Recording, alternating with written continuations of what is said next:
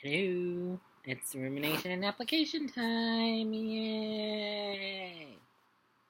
Okay, so this week we continued our discussion of the Enlightenment time period, which we did last week and the week before. We focused a lot on George Campbell, who was minister in England. You can tell because a lot of his rhetorical work that he did in the air was through his religious teachings. The things that I focused on in my responses this week was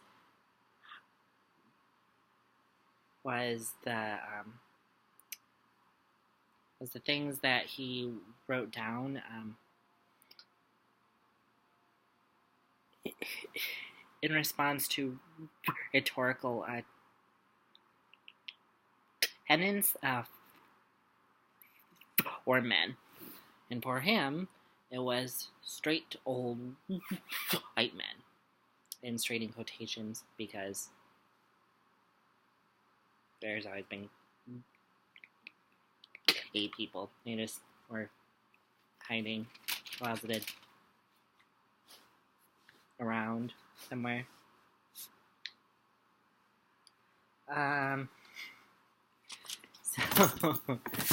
So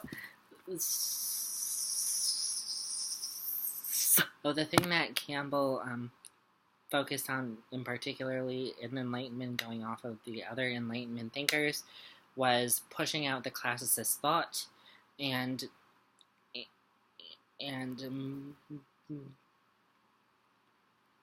moving towards thinking and pondering new ideas. So bringing in the tenets of understanding,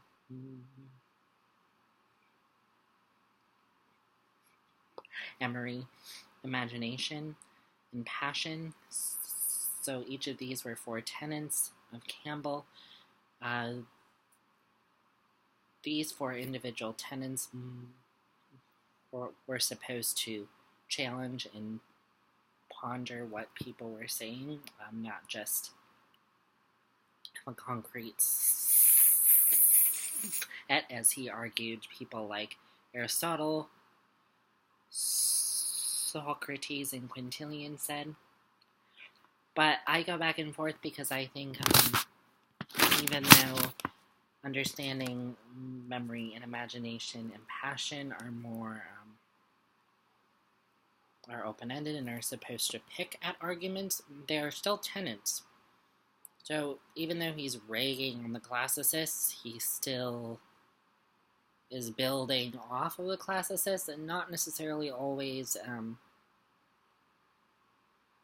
pushing fully against them as he and his other counterparts are saying, because he's still creating tenets to follow by. Even though those tenets are pushing against the classicists, they're still tenets.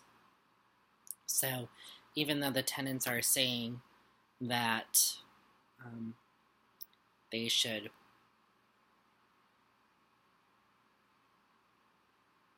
push away from a standard and question things and ponder things and find more understanding and look to memory and look to imagination and look to passion. But by saying those, it's setting standards. So it's kind of like that, like, well, we're going to question it. We're going to question what the classicists did, but then we're going to put these other things in place. So even though we're being enlightened and even the whoosh moment, it's still like,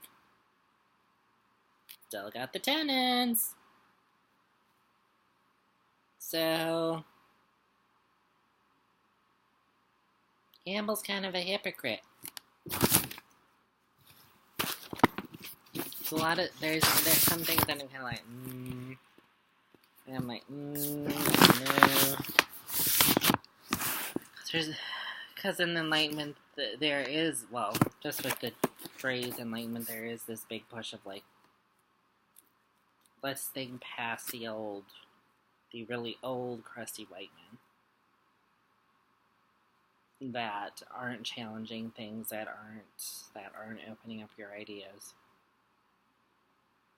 Well, you're still old, crusty white men, but you're just in a different era, so you're just really thinking about it in a different way.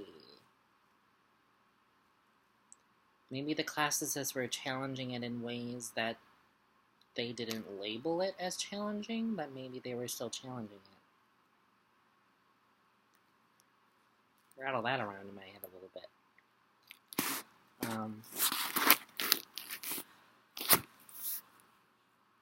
In going into what we kind of discussed on Thursday in the class discussion, I was really confused and kind of, not confused, but more just like my brain was agitated by fame, how fame was brought up.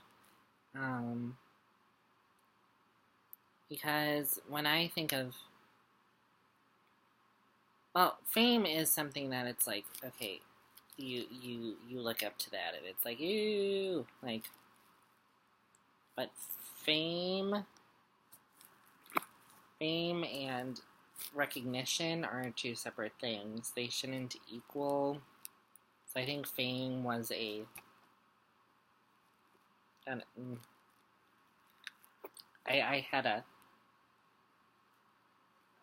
just had a problem with that terminology because I'm like, how would Campbell think of fame? So I'm like, I don't think recognition for honor, for things that you have done equal fame, because there is fame for like Kim Kardashian type fame, and then there is recognition and honor for people like Congressman Eli Cummings, who just passed away, who was a congressman who focused a lot on the civil rights movement and did a lot of different important things to help move this country forward. So when I think of fame and recognition, those don't equate. They go whoosh. So I'm like, yeah.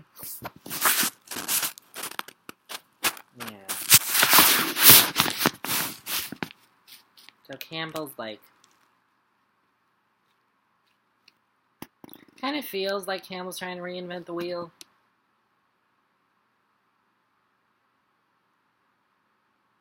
Instead of like, he's one of those people that